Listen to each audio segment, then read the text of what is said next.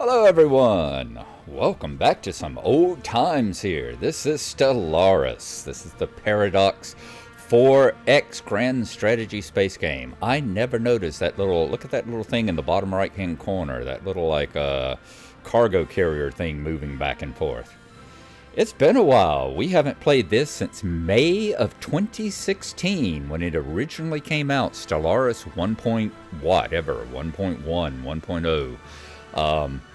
They're up to 3.14 now, the Circinus. This came out late last year, with their Grand Archive story pack during Season 8. God, it's been that long. They're about to start Season 9 with their updates and everything.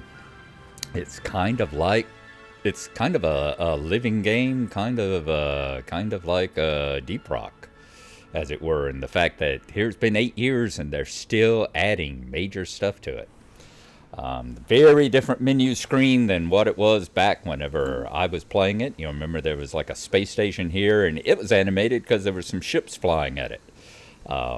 But yeah, if you go back and look in 2016, May of 2016, I have 8 episodes of this. I played about, I guess every episode was about 30 minutes, so about 4 hours of it that I was playing then. And the last one was called Accidental Genocide. I think I accidentally killed a minor species on one of my planets or something like that. We're going to try it. In fact, there have been so many changes from the game since then, and there's going to be some more, because in May of this year, they're coming out with the 4.0 update. And they're going to change a whole bunch of stuff again. They're changing the way trade and population and stuff like that works yet again. So we'll see how that is whenever we get over there. We're going to pick the United Nations of Earth. We're going to try that. There you are. As you see, there's our flag, the United Nations. There is our leader, Dolores Mwanga. We're on Earth, which is a continental world, and the humanoids, the humans that we play in the United Nations, they love continental worlds, so that's what will be going on. This is what our particular mammal ships look like. All of this is editable. You can change all of it. Here's all the, we've got all the expansions that come for it, by the way. That's why you see all the various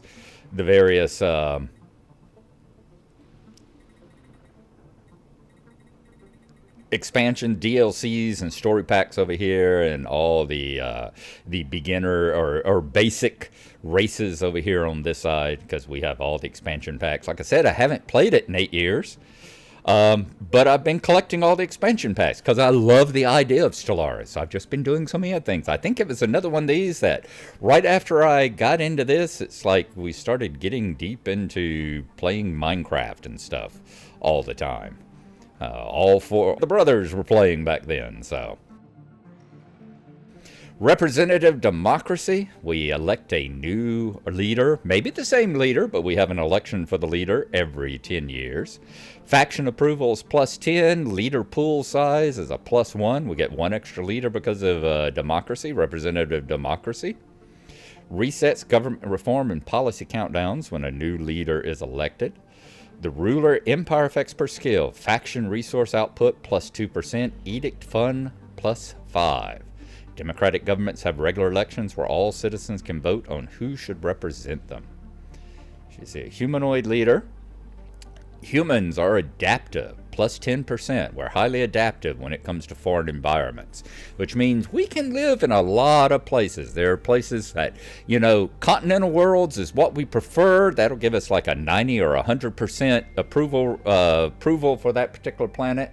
But, I mean, we can live in places that, let's say a magma world, a magma world for someone else that might be a 0%, it'd still give us a 10%. We're nomadic. Population growth from immigration is +15%. Resettlement cost is -25%. This species has a nomadic past, and its members often think nothing of relocating to another world, so that'll help us out. Now you're starting to understand why this is kind of the United Nations Earth, why this is kind of the beginner. But we are wasteful. We use +10% on consumer goods. Members of this species seemingly have no concept of frugality and are prone to useless consumption. We are very much a consumer society and very much a disposal society. Buy it and throw it away, like they said in Brave New World. We work under prosperous unification is I think this is our origin, maybe? There's different origins that the various things are different. I think different origin stories, and prosperous unification is ours. Through its strife and triumphs, this society has reached every young civilization's ambition. A home world with unified goals and a path open to the stars. We get +4 initial population. Homeworlds, we get +1 generator district, +1 agricultural district.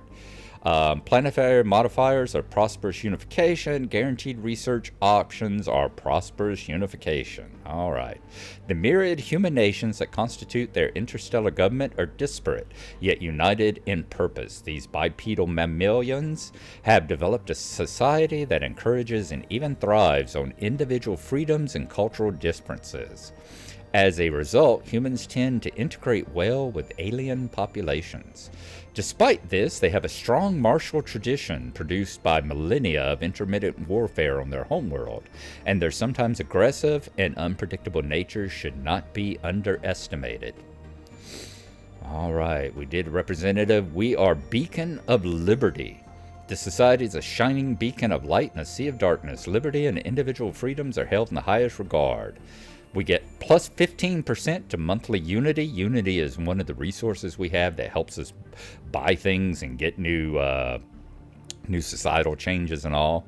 And our empire size from populations is a -15%. Okay, idealistic foundation. This society was founded on strong idealistic values. Whether the current government remains true to them or not, the people have not forgotten.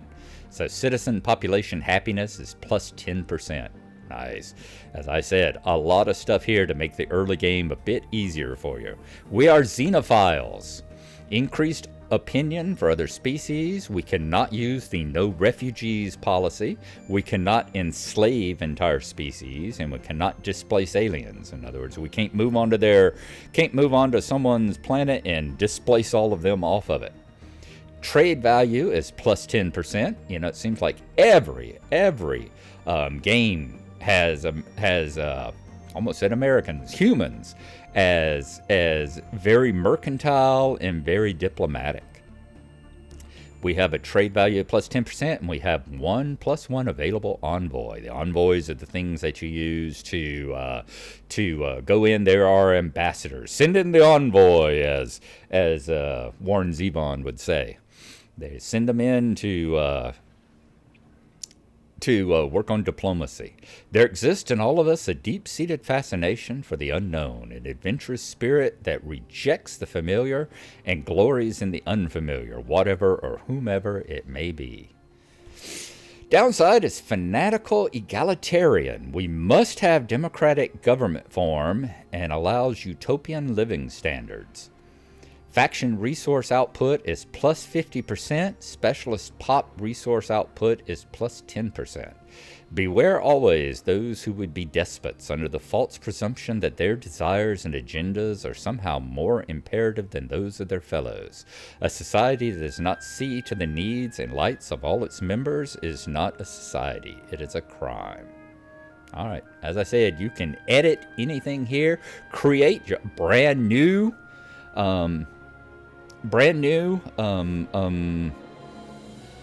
races and societies, or just choose one at random. We'll go with this. We'll go ahead and select it. Game details. We're doing a galaxy, United Nations of Earth under Narlo. Humanoid. Here's all the races. We could choose races who we wanted to play, but we'll leave them all at random. General settings. Ensign. All right, AI has no inherent economic, scientific, or military advantages. I think that's a good one. We're on even footing. Hopefully our brain will be better than theirs. We're leaving Iron Man off. You have to have Iron Man on for achievements, but we've also got some mods running as well. So that's going to be we're not going to have achievement because we got mods. The mods are only graphical achievements. They're only for beautification of the game, make it look a little prettier.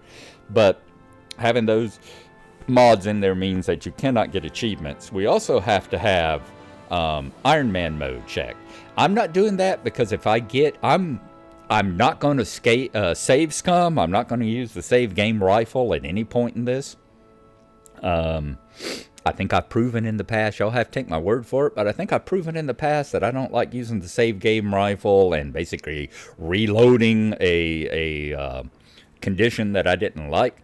But I do want, if we get into an area where something happens, a cutscene, a battle, I would like to, let the battle play itself out and get the thing and save it there, but then go back to right before the battle or whatever and actually go into it and use the camera and swirl around and get some cinematic shots of it and that sort of thing.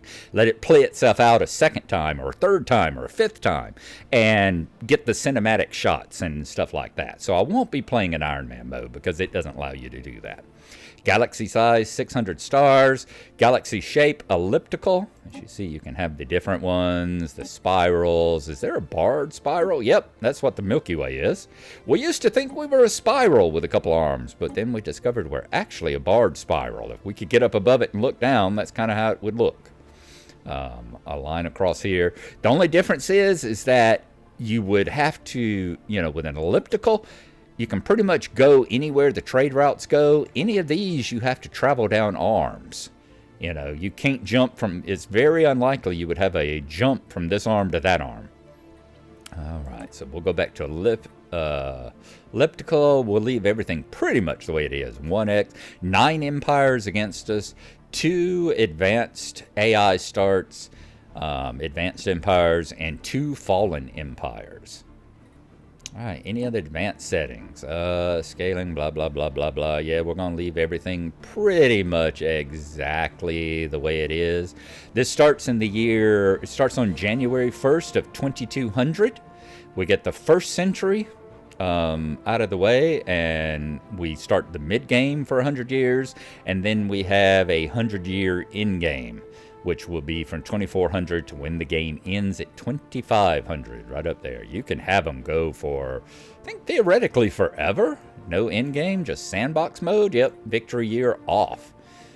And all the way up to 3200. We'll leave it here at 2500. Okay, I think that's got it.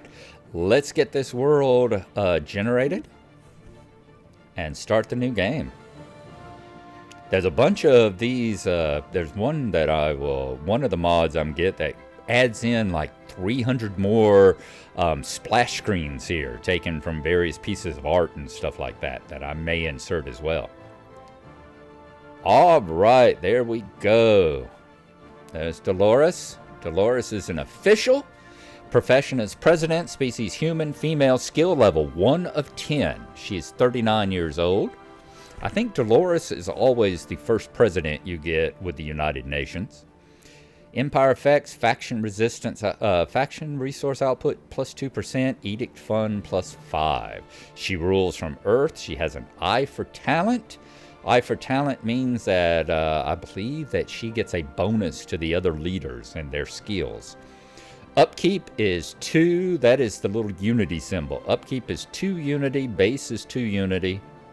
Government official, her ethic is egalitarian.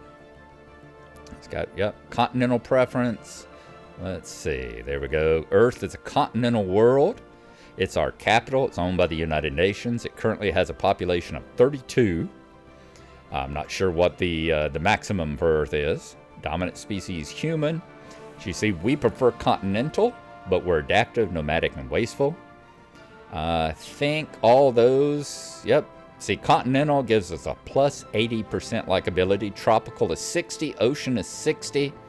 Then desert, arid, tundra, and Arctic, alpine, and savanna are all plus 20. And those are because of our adaptability.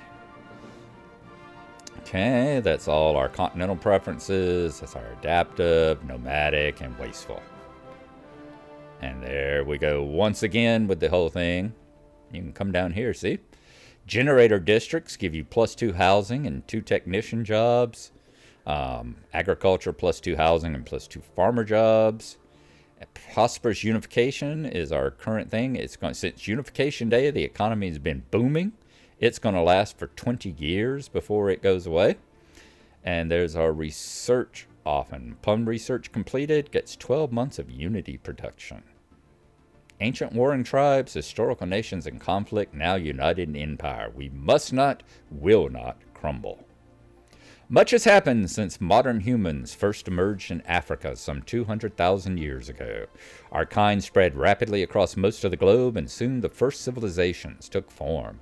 Scientific progress has been swift, though not without cost.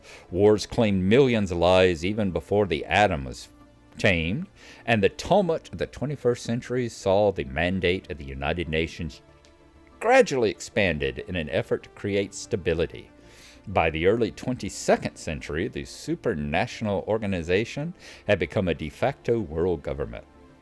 Though some still resent the power wielded by the UN, as evidenced during the Mauritanian police action of '88, there meaning 2088, I'm sure, a few can deny the technological breakthroughs that have come out in the sponsored research programs. With the recent completion of its first true starships, mankind is about to embark on a new era of space exploration. Did you know? All right, Advisor Online. Good day, Madam President. I am Veer, a prototype synthetic intelligence. My job is to offer advice and assistance as we seek our destiny among the stars. You can change the tutorial level at any time in the settings menu. I have already played through a couple of hours and settled my second planet here in practice for this under the full tutorial. We are not going to do the full tutorial. He pops up and talks to you every 5 seconds. Every time you click on something, he pops up. I could use some advice, tips only, or shut this thing down. No tutorial. Where we scrap Veer and get two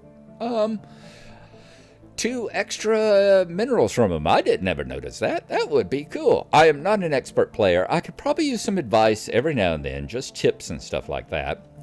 We will miss out on a few. I would recommend the tutorial if it's your first time or first couple of times playing. Especially first time, I would recommend the tutorial because it gives you some missions that you aren't going to see any other way along the lines here. Let me show you. Let's come right up here.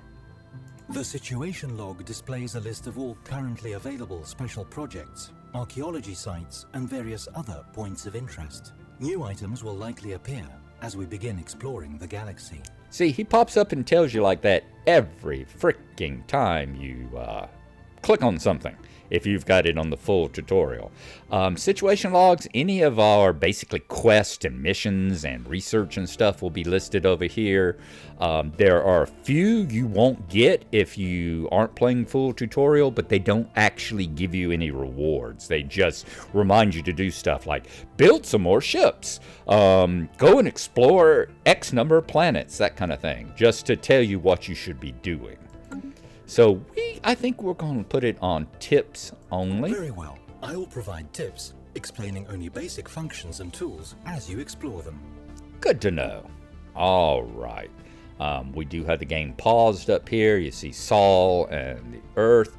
We do need to come up here, get our research going. These are our little reminders. I think they call these, if I remember right, they call these toasts that pop up. We're going to go ahead and look at our physics research. The technology screen is where we will be directing our research efforts. Technologies are categorized into 3 different fields, with each field typically having 3 available research options. Assigning a head of research will expedite the progress made. It is not required but strongly recommended. In addition, the traits of an assigned leader will often grant other benefits. All right. Hopefully he won't pop up again. Tom Cartwright is our head of research. Empire Effects, his research speed is +2%. Okay, he's in charge of all technology research. He currently has an expertise in military theory. Empire Effects, research speed for military theories are at +5%. And chance for military theory research options are +25%. Okay, so that's what he works in. Physics. That's where we are to start with. Select a technology. We have improved deflectors, which is a component for ships, deflector shields. These updated deflector screens are capable of soaking up even more punishment before they overload. We can unlock component fusion reactors, which is another one for a ship. Nuclear fusion processes generate a great amount of power for ships, but without many of the risks associated with fission power. Or global energy management. It unlocks the capacity subsidies edict, and edicts are governmental things that you can put in. Unlocks the building energy grid. An energy grid, you can have one per planet. See there, it costs, remember, 360 time units, 400 minerals. Upkeep is 2 energy a turn, base is 2 energy. You get energy credits. Every technician gives you an extra energy credit. You get extra technician jobs. Approximate jobs production, for instance, putting this on Earth right now will give us 8.29.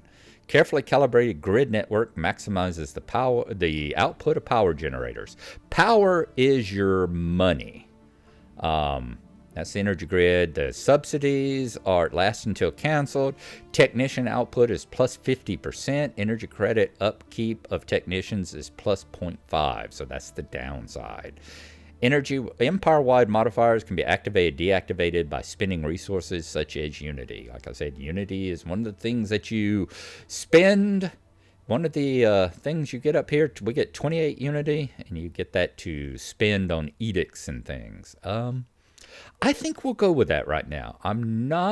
Let's see what others we have. Society is, planetary unification. When you see a gold one like this, the gold ones are the ones that are always available. Technology will remain a valid option until it's researched. We can always research planetary unification.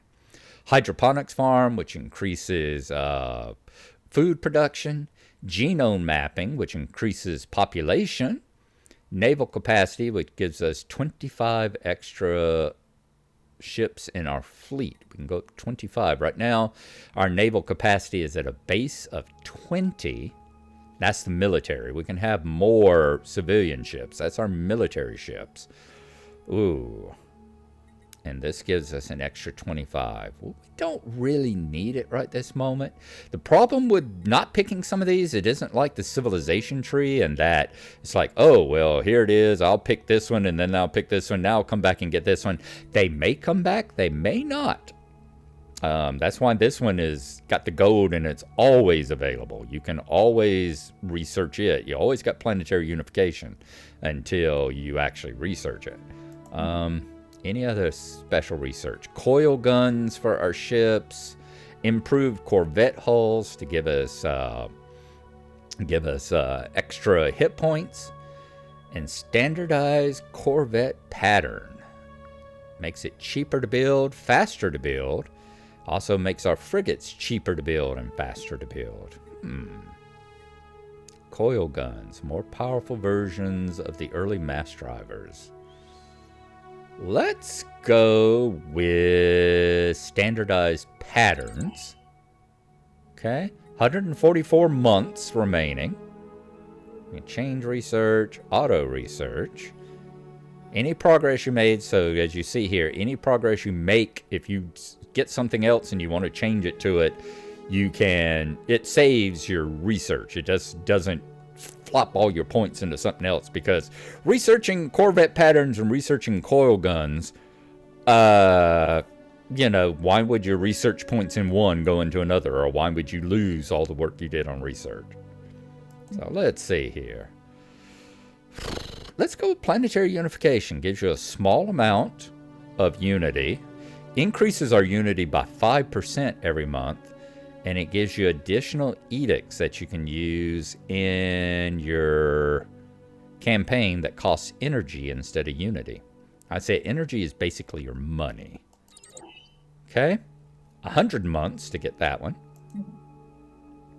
And what's our technology up here? Oh. What is that lock there? Technology will lead to further advancements in several different fields. Field manipulation, particles, field manipulation.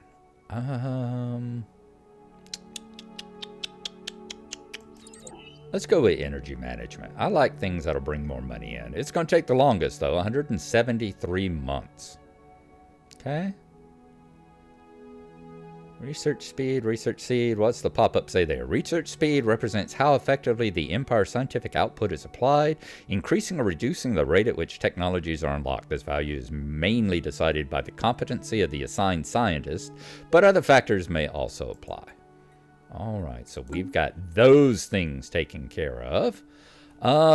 Good. Let's see what else we've got here. As you see, this is the Sol system. And you see the background here. The background is a nebula, a picture, I think, from the Hubble. This may be somewhere around the Eagle Nebula, maybe? Somewhere around the Pillars of Creation, perhaps? But yeah, this isn't a standard background here. This is a background that comes from one of the mods that I put in. I think it's called Beautiful Space is what it's put in. And also the ability we've got to move the camera as much as we are. As you see, we can go all the way up, all the way down, swivel around. That is from a camera mod that we have. I'll have to show a list of the cameras and everything, the mods that I have. And let's zoom in here. I'm using one other mod. Come out this way. There we go. I'm using downscaled ships so that you can see the ships are different sizes. We've got the starbase here. This is our Sol station. Around Sol station, we've got a construction ship. And see, the fact that we can zoom in this close is also from that camera. Ordinarily, you can't zoom in this close. There's the construction ship, the UNS Atlantic, which is a Pacific class, it says. And then we've got our first science ship here. This is the, what is this? The Lagrange, which is a Lagrange class ship. That's our science exploration ship. And then as you see, we've got 3 corvettes over here. These are the Wulong, the Orca, and I'm not sure where the other one is. It may actually be inside of, not sure where it is, but they're in a fleet right now. So you got the military power of the combined fleet. And there are little corvettes. You can see they are these. They are downscaled, as you see, in the original game without the downscaled ships. These things are actually probably about the size of this over here. They're supposed to be your little corvettes, your little basic fighters, and they were huge. There's very little difference in the vanilla game among the different ship sizes. So I was glad to have the downscaled ships to show those. Alrighty. I'm going to take a quick break here because that is my alarm telling me I've got to go and change my clothes from my scrubs from the washer to the dryer, and it's time to start doing a shower and everything, getting ready to go to work tonight. I work the next 3 freaking nights, and hopefully don't get snowed in anytime this week. I already got snowed in for 2 days last week and had to sleep at work. Hope that doesn't happen this week. The South is having a lot of weird winter weather right now. I will see y'all again in just a few. Alright, I said I would throw up a list here in the Paradox Launcher. You can see they've got the all installed mods, and it'll show what I've got running right now. I've got Beautiful Universe. That's the one that gives you those wonderful backgrounds of nebulas and stuff like that. They've got Cinematic Camera. That's the one that lets you zoom in real close, swivel around, get right down onto the plane of the ecliptic of the systems and all that. This is a warning that it is out of date for that version, but it still works fine. It just has not been, whatever's been opened up inside of it. Kind of like some of the Minecraft mods that don't work with later versions of it because no one's gone in and changed the version number inside of the mod, and that's the only thing that needs to be changed. We got downscaled, updated, which gives you the downscaling of the ships. And then I can't remember which one. I think I have Ringworld Graphical Fix. I think I had the Ringworld Graphical Fix and the Ringworld's Light Fix, maybe. This one's not actually installed and working because it's for a later one as well that I don't think has been updated. But yeah, I may just be running Graphical Fix. There are ring worlds that you can find and that you can build. In the Utopia DLC that came out, you were allowed to build, as they say, mega structures. And scroll down to Utopia right there. That's the expansion that allowed you to build mega structures. And interesting, this doesn't show what I'm actually running. But yeah, you can actually build Dyson spheres and ring worlds and all that with the Utopia DLC. So yeah, there's your mods. And we will be back next time. It is time for me to go shower. So I will see y'all then. Bye-bye.